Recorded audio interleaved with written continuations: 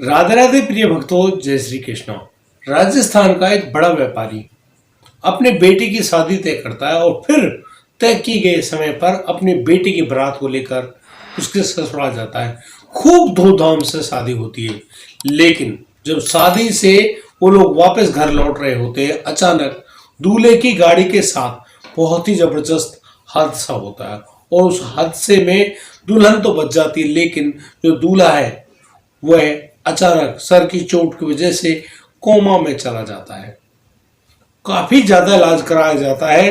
इलाज के बावजूद भी जब उसको होश नहीं आता है तो सभी लोग हताश हो गए, लेकिन जब उस लड़के की एक रात अचानक कोमा की नींद से आंखें खुली तो फिर उसने एक ऐसा सच्चाई बताई जिसे सुनकर सारे के सारे लोग दंग रह गए। उनके पैरों तले जमीन खिसक गई और फिर उसने अपनी जो पत्नी है उसके बारे में भी ऐसी रोचक जानकारी दी जिसको जानकर आप लोग भी हैरान रह जाने वाले हैं। आखिर ऐसा क्या मामला था और आखिर ऐसी कौन सी बात थी जिसकी वजह से उस लड़के के शरीर को इस प्रकार की यातनाएं भुगतनी पड़ गई। एक एक बात मैं आपको बताने वाला हूं, इसलिए मैं गुजारिश करता हूं आप लोगों से बड़े ही तसल्ली और धैर्य से इस पूरी कहानी को जरूर सुनें। दोस्तों, मैं बात कर रहा हूं राजस्थान के रतनगढ़ की। रतनगढ़ के जो एरिया है उसी में जन्मे थे हमारे बहुत बड़े राधा रानी के भक्त हनुमान प्रसाद पोद्दार जी। गीता प्रेस की संरचना इन्होंने ही की और ना जाने कितने ही ग्रंथ इनके द्वारा लिखे गए हैं। गीता प्रेस गोरखपुर वालों की उन किताबों में एक कथा तो बिल्कुल छपी होती है जिसको आज मैं आपको बताने वाला हूँ। परम पूज्य राजेंद्र जो दास जी महाराज हैं, उन्होंने भी इस बात को बड़े ही जोर शोर से बताया है कि भाई यदि किसी का कोई भी कर्ज आप पर रह जाए तो उसको जरूर चुका दें, अन्यथा यदि आपने किसी के साथ धोखाधड़ी करी और किसी का कर्ज आपने रख लिया तो फिर उसको कैसी कैसी हालातों में भुगतना पड़ेगा, वो आज हम इस कथा के माध्यम से जानेंगे। बिल्कुल सच्ची घटना है, झूठ बोलने वाली बात नहीं। रतनगढ़ का एक व्यापारी होता है, उसके पास काफी सारे पैसे होते हैं। वो उन्हीं पैसों के माध्यम से चला जाता है पश्चिम बंगाल। बंगाल में जाने के बाद वहां पर एक बंगाली जो लड़का होता है उससे उसकी दोस्ती हो जाती है। ये मैं बातें कर रहा हूँ हमारे देश को आजाद होने से पहले, जब अंग्रेजों का शासन चला करता था। उस समय जो कलकत्ता थी वो राजधानी हुआ करती थी भारत की। दोस्तों, वहां पर बहुत ही अच्छे बिजनेस के माध्यम चलते थे और उन दोनों की ऐसी दोस्ती हुई। इसी दोस्ती के चलते वो दोनों अपने अपने पैसों को एक बड़े धंधे में लगाना चाहते थे। उस बंगाली लड़के ने अपने उस दोस्त पर यकीन किया और कहा कि भाई मेरे पास ये पैसे हैं, इनको तुम रख लो, हो सकता है कहीं को पुलिस वगैरह मुझे ना पकड़ ले, काफी सारे पैसे हैं, इनको यदि तुम रख लोगे तो हमारे पैसे बच जाएंगे और हम अच्छा सा धंधा शुरू कर लेंगे। क्योंकि वह दोस्ती के भाव में था तो संपूर्ण यकीन किया था अपने दोस्त पर। अब इसी प्रकार से वो लोग दोनों अपने अपने पैसों को लेकर शांति से तो अपना जीवन काट रहे थे, लेकिन उधर रतनगढ़ के जो व्यापारी के पास वो जो पैसे आ गए उनकी वजह से उसके दिमाग में लालच आ गया और इसी लालच के कारण एक बार जब वो वापस राजस्थान की तरफ आ रहे थे और उन्होंने राजस्थान जाने के लिए जो रेल का रास्ता है वह चुना। जब वो लोग लौट रहे होते हैं, उत्तर प्रदेश में ही इलाहाबाद के आसपास का एरिया रहा है, वहां पर उस रतनगढ़ वाले व्यापारी की बनिया की एक जो चाय पकौड़े बनाने वाले से दोस्ती होती है और वह कुछ पैसे देकर उसको एक लालच देता है। कहता है कि आज की रात हम लोग तुम्हारे घर रुकेंगे और तुम्हें मेरे बताए अनुसार यह काम करना होगा। अब उस चाय पकौड़े वाले ने हामी भर दी। भाई काफी सारे पैसों का लालच मिला था। अब वो लोग रात को वहां रुकते हैं क्योंकि जो रेल वगैरह थी वो रात्रि में सफर नहीं किया करती थी, दिन में ही चला करती थी। ये आजादी से पहले की बातें कर रहा हूँ। बस उसी प्रकार से वो लोग वहां पर रुकते हैं और वो चाय पकौड़े वाला ऐसा व्यवहार करता है जैसे उस बनिया का बहुत ही अच्छा मित्र हो। अरे आज तो तुम्हें हमारे घर रुकना है, आप आइए मेरे साथ, हम लोग साथ में रुकेंगे, बैठेंगे, बातचीत करेंगे और तुम काफी दिन बाद यहाँ आए हो, मैं आज आपकी खातिरदारी करूंगा। बस इस प्रकार की बातों को सुनने के बाद वो दोनों दोस्त, एक बनिया और वो बंगाली, दोनों साथ साथ होते हुए उस चाय पकौड़े वाले के घर पहुंच जाते हैं। घर जाने के पश्चात वहां पर काफी सारी बातचीत तो होती है और फिर दोनों को बड़ा ही स्वादिष्ट भोजन कराया जाता है। इसी दौरान वो भोजन करने के पश्चात आराम से एक कमरे में जाकर लेट जाते हैं। लेकिन दोस्तों, जैसे वो बंगाली वहां पर लेटता है, अचानक उसकी तबीयत खराब होने लगती है और बस इसी प्रकार से वो उल्टियां करता करता अपने प्राण त्याग देता है। और इसी बात के इंतजार में था वो बनिया, और उसने उस चाय पकौड़े वाले के साथ मिलकर अब उस बंगाली की जो बॉडी है उसको रात के अंधेरे में करीब 2 बजे के लगभग एक नाले में फेंक आते हैं ताकि पता ना चले कि क्या हो गया। अब वो जो बनिया है वो उन सारे पैसों को लेकर वापस आ जाता है राजस्थान, और वो व्यापारी बड़ी ही तसल्ली से उन पैसों का धंधा शुरू करता है। बड़ा ही व्यापार, वो व्यापार होता है रुई का, और उसका व्यापार इतने बढ़िया तरीके से चलता है, बहुत ही जोर से वो पैसे कमाता है। उसकी एक शादी होती बहुत ही गजब की, और उस शादी में बड़ी धूमधाम से उसकी पत्नी मिलती है उसे, और अब अपनी पत्नी को पाकर काफी ज्यादा खुश तो है, लेकिन बहुत ही जल्दी उसकी खुशी 4 गुनी हो जाती है, क्योंकि उसकी पत्नी ने एक बेटे को जन्म दिया। बेटे का नाम अजय रखा जाता है। अजय बेहद सुंदर, बहुत ही अच्छा लड़का, और बस हर कोई उसकी सुंदरता को देखकर यही कहा करता है कि भाई लड़का तो बहुत सुंदर है। लेकिन उस अजय का रंग सांवला था। सुंदर तो है नाक नक्शे में, लेकिन रंग सांवला। कोई बात नहीं भाई, उन ऐसे तो बच्चे होते हैं। लेकिन अब वो जो व्यापारी अपने बेटे को पालने पोसने में अपना पूरा जोर लगा देता है, बड़ी जबरदस्ती उसके खाना पीना पढ़ाई लिखाई सब कुछ करवाता है। अभी वो जो लड़का है उसकी उम्र करीब 18 साल की लगभग हुई है। उसके पास बहुत सारे रिश्ते आने लगते हैं। अजय जो कि लंबा ठाड़ा युवक, बहुत ही सुंदर दिखता, उसके लिए जब रिश्तों की भरमार आ गई तो एक धनाढ़ व्यक्ति की बेटी का रिश्ता आता है। वो बेटी उसके माँ बाप की इकलौती संतान थी।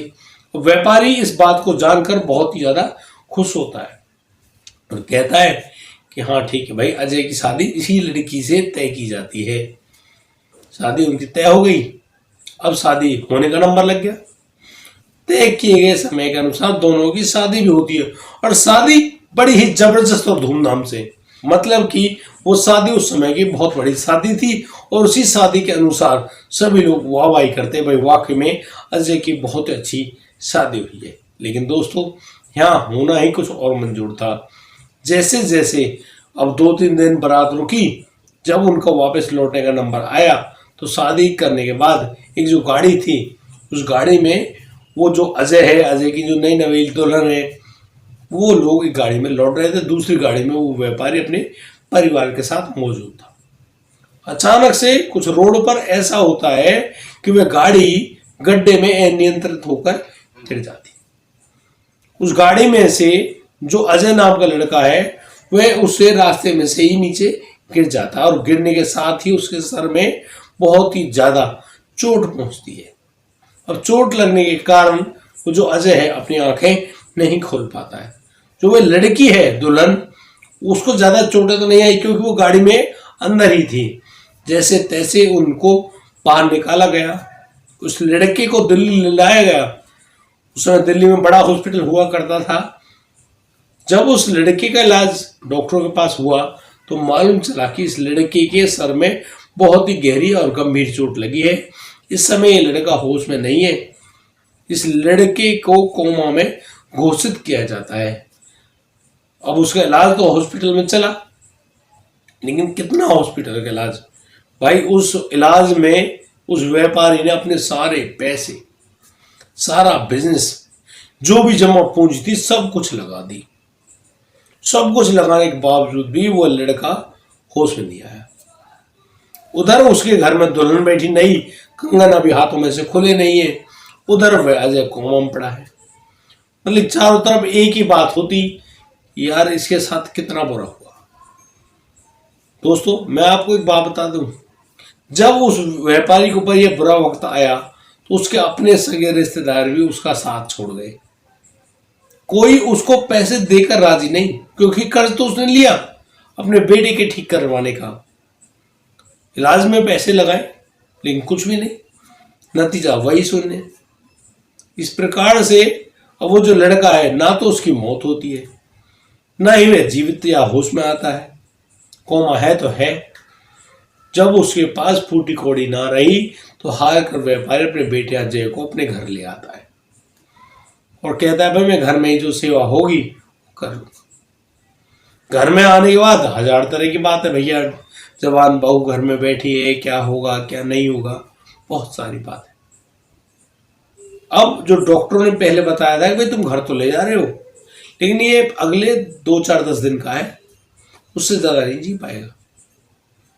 अब सभी लोग उस हॉस्पिटल घर में आने के बाद, सभी लोग उस हॉस्पिटल से घर आने के बाद बस उस अजय की सांसें थमने का इंतजार कर रहे होते हैं। दोस्तों, जैसी वह रात आई जिस रात को अजय की सांसें हमेशा के लिए बंद होनी थी, रात के 12 बजे के करीब अचानक से अजय के शरीर में हलचल होती है। हलचल ही क्या, वह लड़का अजय बहुत ज्यादा कमजोर तो हो गया था, लेकिन उठ बैठता है जैसे तैसे। उसकी हलचल को देखकर पूरे घर में खलबली सी मच जाती है। सभी लोग सोचते हैं आखिर इस लड़के को हुआ क्या, ये तो होश में आ गया। उसका बाप व्यापारी जो है उसको बस अपने सीने से लगाने के लिए उसके पास गया। कमजोर तो हो ही चुका था अजय। अजय ने तुरंत कहा, हे मुझसे दूर रहो, मुझसे छूना मत, तुम मुझे छूने का हक नहीं रखते हो। इतनी बात सुनते ही व्यापारी को लगा कि यार ये अजय ऐसे कैसे बात कर रहा है। बेटा क्या हुआ? नहीं, मुझे बेटा मत कहना, तुम मुझसे बोलने के लायक ही नहीं हो। दरअसल मैं तुम्हें बताऊं, मैं कोई और नहीं, मैं वही बंगाली व्यक्ति हूं जिसको तुमने जहर दिलाकर मरवा दिया था, और फिर मेरे पैसों को यहाँ आकर तुम व्यापार करते हो, व्यापारी बनते हो। देखो, मैंने अभी तक तुमसे अपने जितने भी पैसे थे उनका चक्रवृद्धि ब्याज तक ले लिया है। उसमें से मात्र 400 रुपये बचे, और वो 400 रुपये भी तुम्हें खर्च करने ही पड़ेंगे। मेरे मरने के बाद तुम्हें मेरा भोज भंडारा जो भी होता है ना, वो करना ही पड़ेगा। अब यहां पर वो जो व्यापारी है अपनी गलती जान गया। वो उस अजय से कहने लगता है कि बेटा एक बात बता, ठीक है मैंने मान लिया कि मैंने बुरा किया, मैं बुरा भुगत रहा हूं, लेकिन एक बात मुझे जरूर बताओ कि वो जो तुम्हारी दुल्हन बनी बैठी है वो कौन है यार? आखिर उसकी गलती क्या है जो शादी होते ही विधवा होने की उसकी नौबत आ गई, कंगन भी नहीं खुले? आखिर वो कौन है यार, वो तो बताओ। अब अजय हंसता है, हंस के कहता है ये वही उस भजिए वाले की पत्नी है, जो चाय पकौड़े बनाता था ना, उसी की पत्नी है, और उसी ने मुझे खाने में जहर मिला कर दिया था, और आज यह उसी जहर की वजह से इस परिणाम को भुगतने के लिए मेरी पत्नी बनकर आई है। अब इन बातों को जैसे पूरे घर ने सुना, सभी लोग सख्ते में आ गए, भैया यहाँ हो क्या रहा है, आखिर कहानी क्या है? वो व्यक्ति व्यापारी अपने दुख के मारे बुरी तरह से रोने लगा। उधर अजय की जो गर्दन है वो हमेशा के लिए नीचे लुढ़क जाती है, यानी कि उसका शरीर समाप्त हो जाता है। उसकी मौत होने के बाद अब जो 400 रुपये रह गए थे ना व्यापारी के पास, उनके लिए उस व्यापारी को भीख मांगनी पड़ी, ताकि वह अपने उस मित्र, अपने बेटे अजय का वो भोज भंडारा कर सके। दोस्तों, ऐसी नौबतें आती हैं यदि हम किसी अपने का या किसी का भी पैसा झूठ बोलकर मार जाते हैं, या फिर उनके साथ दगा या धोखा करते हैं, या फिर हम जिसके पैसे मांगते हैं अपनी मजबूरी में उन लोगों के साथ दगा करते हैं ना, फिर उनके साथ फिर ऐसा ही होता है। ऐसा नहीं, बहुत भयंकर और भयानक काम होता है। आखिरकार उस व्यापारी ने अपने द्वारा किए गए कर्मों का दंड भुगताना। जब व्यापारी ने भुगता तो फिर हम कैसे बच जाएंगे? यह गीता प्रेस गोरखपुर की जो किताब है ना, उनमें लिखी हुई सत्य घटना है, मजाक नहीं है। लेकिन लोग, अरे हमारा क्या होगा, हम तो बड़े ज्ञानी हैं, हम तो बहुत समझदार हैं। ऐसा कुछ भी नहीं है। जाना सबको है, और दूसरी बात, कुछ साथ नहीं जाना है, लेकिन तुम्हारे ऊपर यदि 1 रुपया भी है ना, उसका चक्रवृद्धि ब्याज तक तुमको देना ही पड़ेगा। इसलिए दोस्तों, मित्रों, भक्तों, मैं आपसे हाथ जोड़कर गुजारिश करता हूं कि कम खा लो, गम खा लो। लेकिन किसी का एहसान या पैसे की किसी भी तरह की बात कर्ज सर पे मत लेना, अन्यथा आप चुकाते चुकाते मर जाओगे, लेकिन वो कर्ज नहीं चुकेगा। इसीलिए इन बातों पर, व्यर्थ की जो दुनिया की जंजाल है ना, उनकी बातों पर ज्यादा दिमाग ना लगाकर सिंपल सी एक बात समझें, राधे राधे करते रहे, किसी के एक पैसे के कर्ज में न डूबे, हाथ जोड़कर उस कर्ज को चुकाने की कोशिश करें। और मैं आपको बताऊं, यदि आप ठाकुर जी का नाम लेते हुए उस कर्ज को चुकाने की भावना रखते हो तो एक दिन आप उस कर्ज से मुक्ति भी पा जाओगे, ये मेरा आपसे वादा है।